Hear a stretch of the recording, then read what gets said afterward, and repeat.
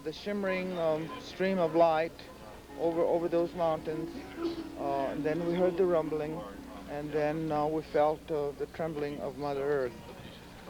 My mother, who's a very traditional Western Shoshone, knew that it wasn't a natural happening due to the light and the rumbling and also the aftermath of that famous mushroom. And she questioned me about this, and I told her it was not a natural happening, that they were testing a new type of bomb.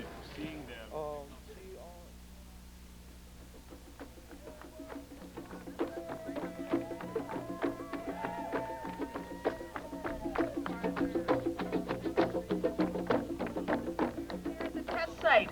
We're going to tell the government with our presence, with our bodies, with our nonviolent determination that we want to end nuclear weapons testing.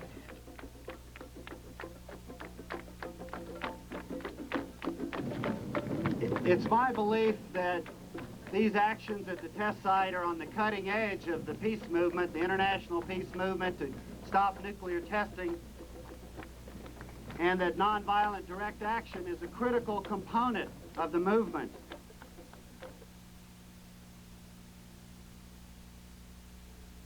No more testing, no more bombs, no more bombs, no more nuclear weapons, no more nuclear weapons, no more bombs, no more bombs, no more testing, no more testing, no more bombs, no more bombs, no more nuclear weapons, no more nuclear weapons, no more bombs, no.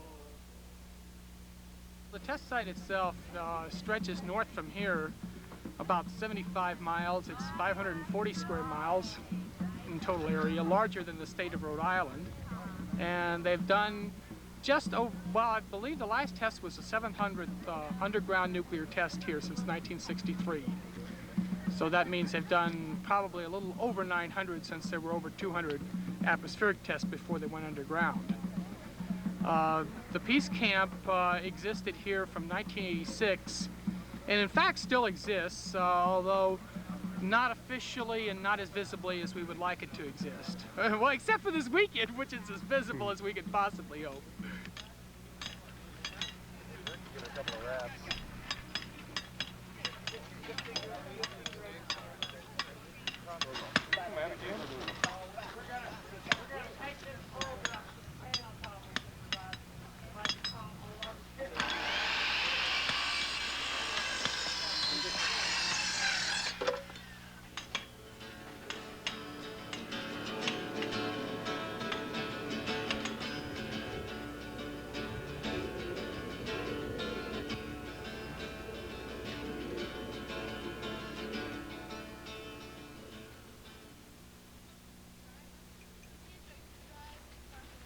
My job here right now is parking / welcoming committee, telling people where to go, what to do, how to park, how to find food and shelter, and how to recycle their goods. And just to let them know that they're welcome here. Are you a refugee? Did you just arrive here? Yeah. Oh, hi. All right, where are you from? Oregon. Oh. Eugene, Oregon? Oh, great. Yes. Everyone who comes to the camp really makes up the dynamics of what the peace encampment is, and there are lots of different tasks and roles that people can take on. You know, lots of things. There's like a first aid tent, a medic's tent, and there was a big community tent, and where there's lots of flyers, and really it was not only was it about like coming to an action, but it was about coming together and communicating about what other communities are doing, or networking and seeing what other actions are going on, what other communities' needs are, and really like sort of a learning process in that way.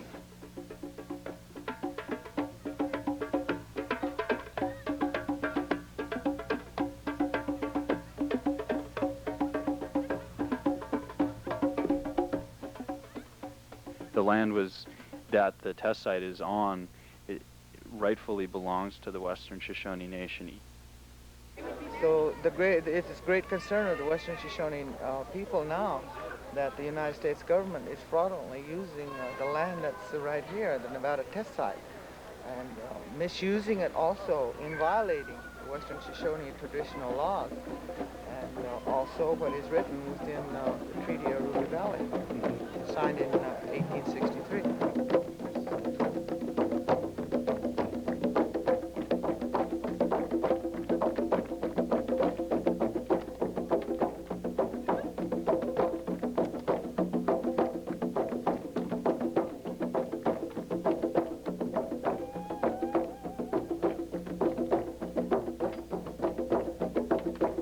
Since the demonstrations at the Nevada test site have been going on, people have been doing a wide variety of different types of civil resistance.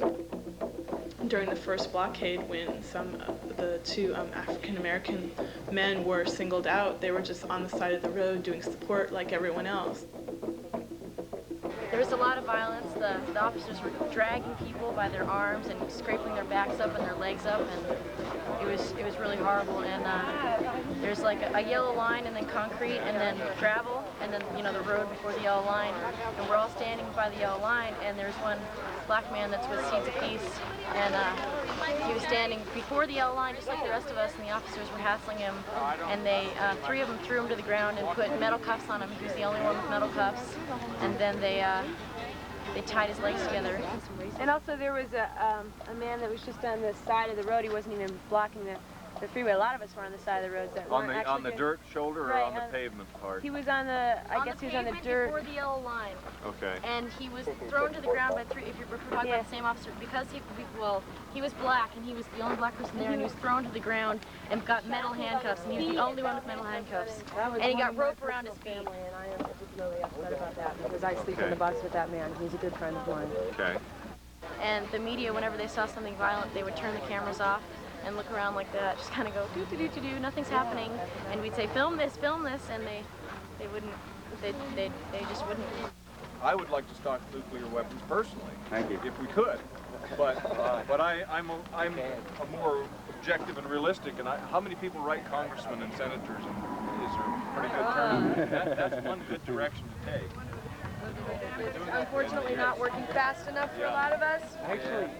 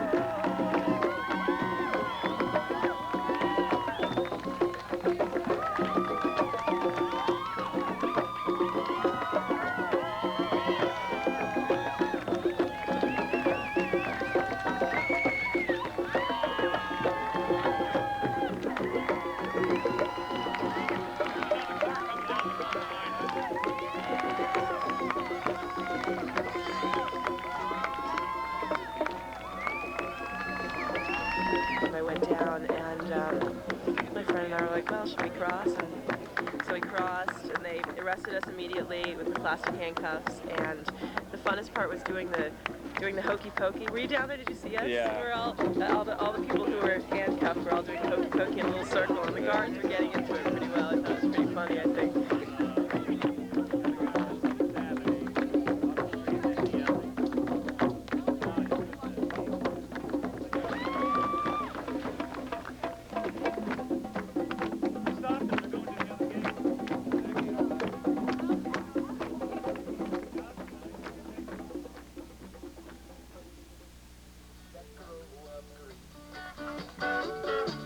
And all my relations that remain unseen. And all my relations. And all my relations. And all my relations. And all my relations.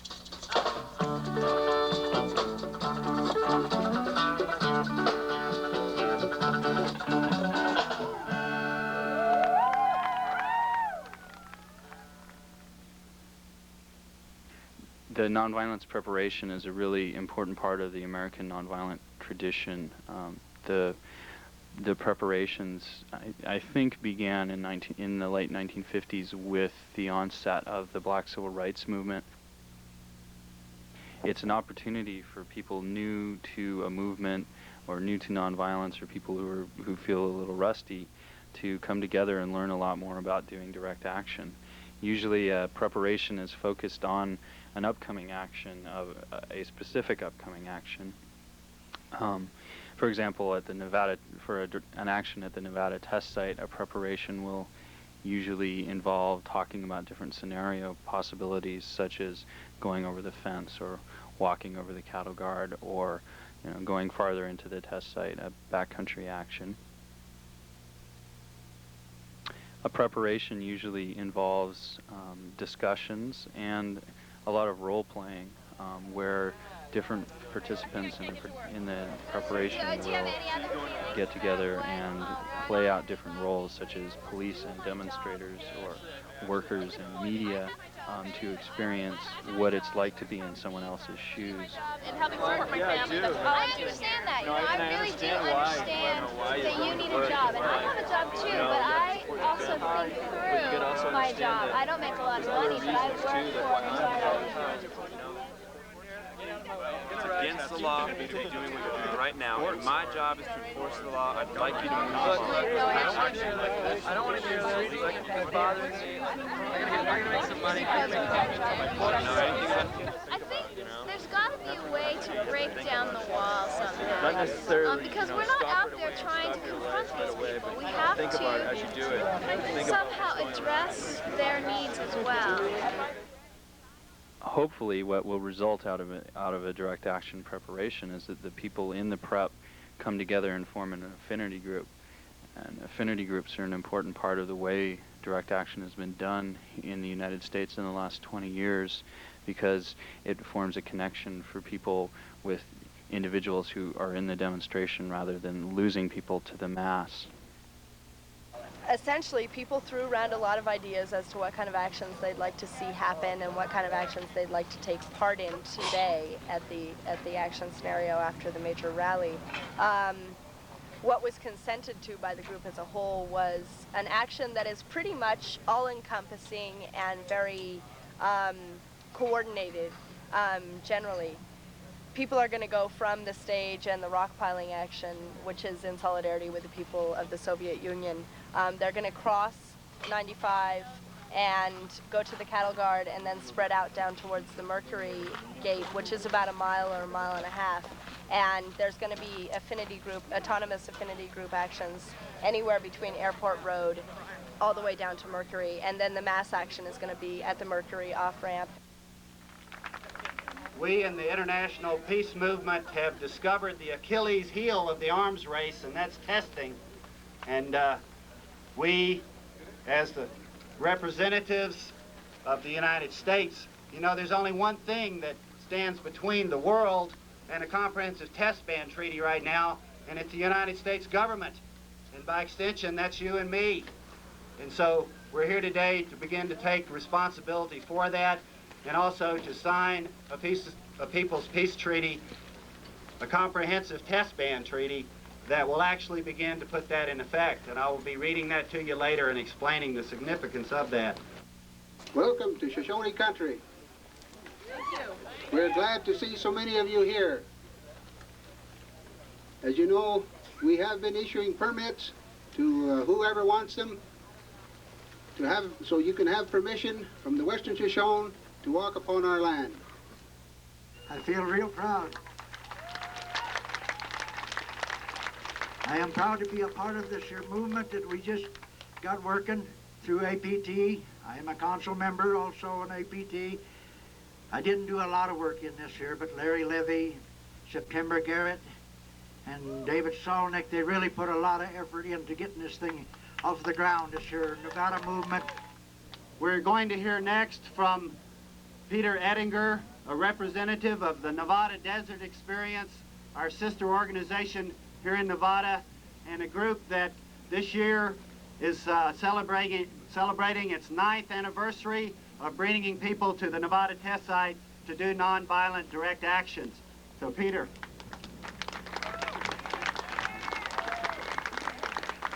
Good morning. It's a very, very beautiful morning, and you are a very beautiful scene here. Very beautiful scene. I see by now well over 1,000 people, but I see more than that. I see tens and 20,000s of people right around us here on all sides of us who have been here before us over these past 10 years. I see lots of people who will be coming in the next weeks and months until this place back here is shut down. Kairat Namarnov, who is the Soviet representative, will be speaking later, but it's my understanding that actions happening around the Soviet test site today include children's actions, motor caravans, vigils at coal mines and military bases, and a 10-hour telethon. Thank you very much for your very warm, even hot reception. I'd like to greet you on behalf of all the activists of our movement who are struggling in the Soviet Union for nuclear test ban. And I'm glad that I can represent today my own organization, who the same day, at these days, they are demonstrating in the Soviet Union at the Semipalatinsk test site. And they are supporting your action, and they want to stop nuclear testing as you are, and they are very determined in this.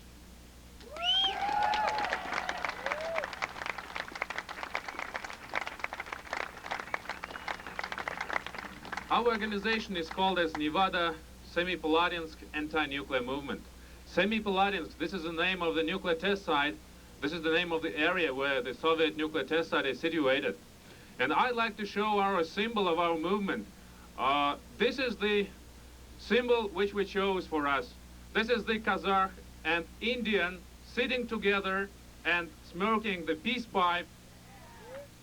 Many times I have spoken on a platform here at the Nevada test site during our actions here.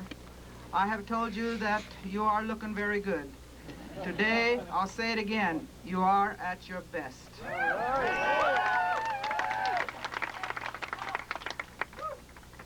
If it was not for you activists, I would not be here. It's an honor and pleasure to hold my first speech in public, and it was here at the Nevada test site.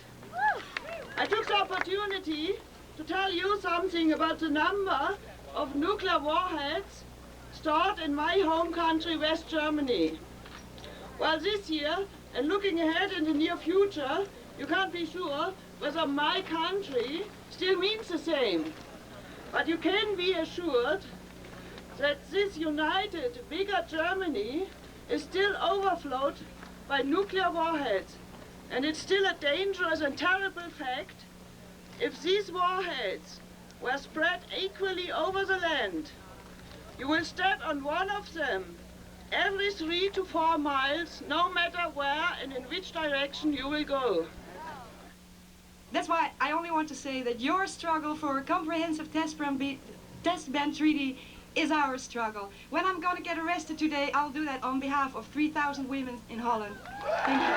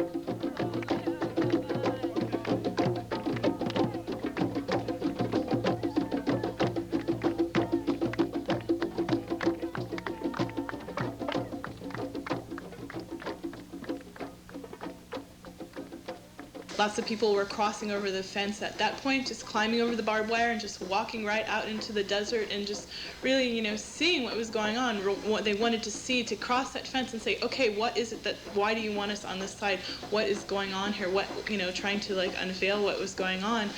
Go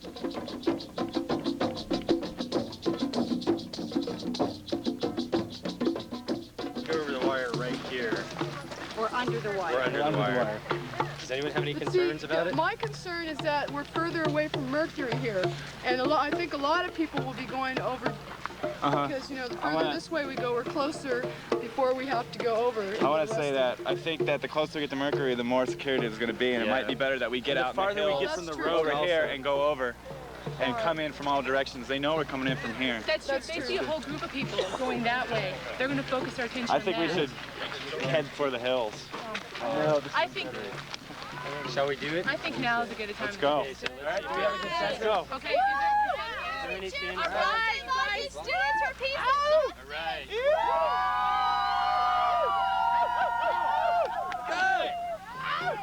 We're out of here.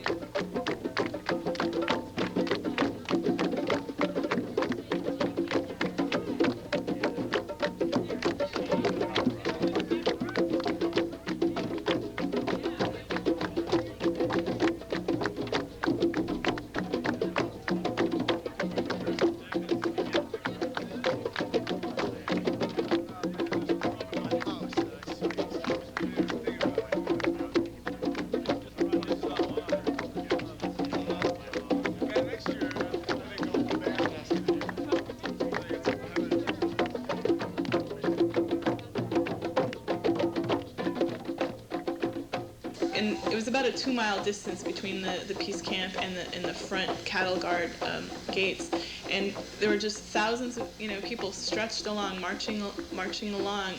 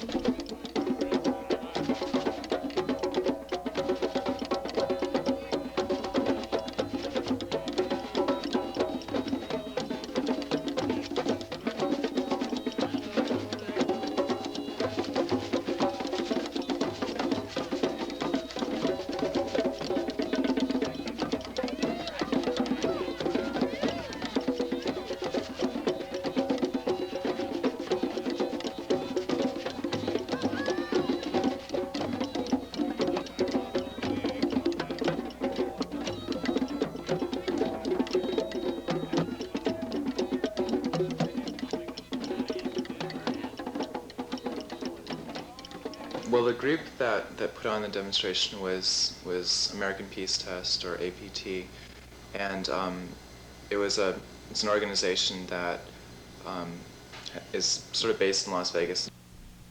The food was done by a number of different groups. There was Seeds of Peace, which was a group that formed to do the food for the Great Peace March, and since then they've been doing food for a lot of different kind of direct action events and conferences and things like that. And there was also Food Not Bombs, which is a group that does free food, gives away free food to the homeless in San Francisco, and they were also doing food at it. And there was also someone named Felipe who was doing a lot of food too, and then also individual communities and affinity groups were doing their own food too. So.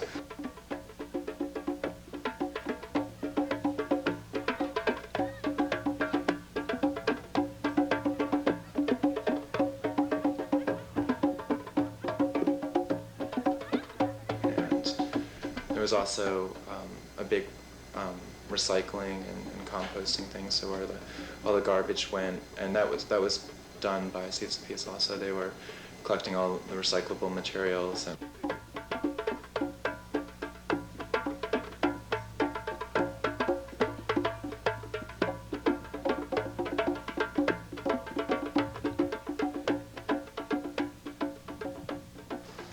the whole act of civil resistance in many ways, and especially at this demonstration, can often be very creative. And so there was, a number of really kind of wonderful and diverse sort of things that were going on, from people playing music and from the giant puppets that people in San Francisco built in the April Fool's parade.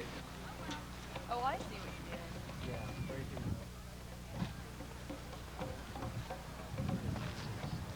And the whole idea behind it is that, well, for one, big images get a lot of attention, and that's our idea basically, is to make big images that are going to get people's attention, and to also make a really positive statement with something that's creative rather than destructive. And for me, in doing actions, it's really important to not come from the place of knocking something down, but coming from a place of building something up. And a lot, that's what puppetry is for me, is creating something new.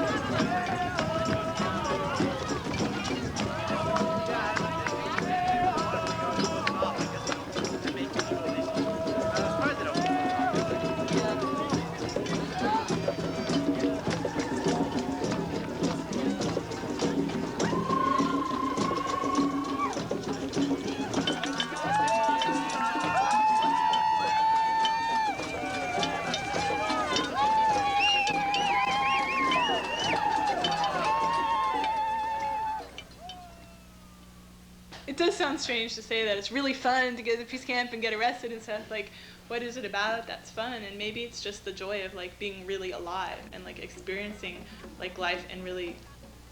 I mean, there's so many beautiful people in this world that you don't get to see because you're in your little lives, and and you get to see them all, and the desert itself is like amazing, and you get this feeling like it's really worthwhile to be there. So.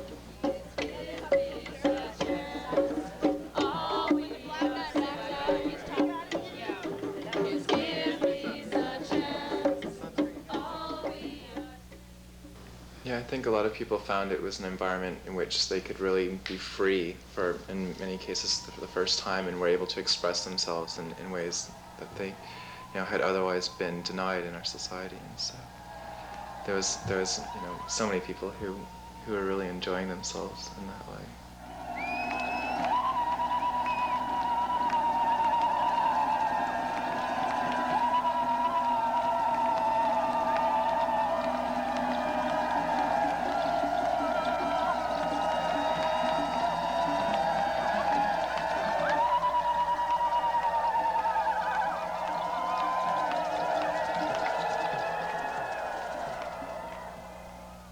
It's just a celebration of like why we exist, and so everyone should experience that in their life. And there are people of all ages, and that was really exciting too.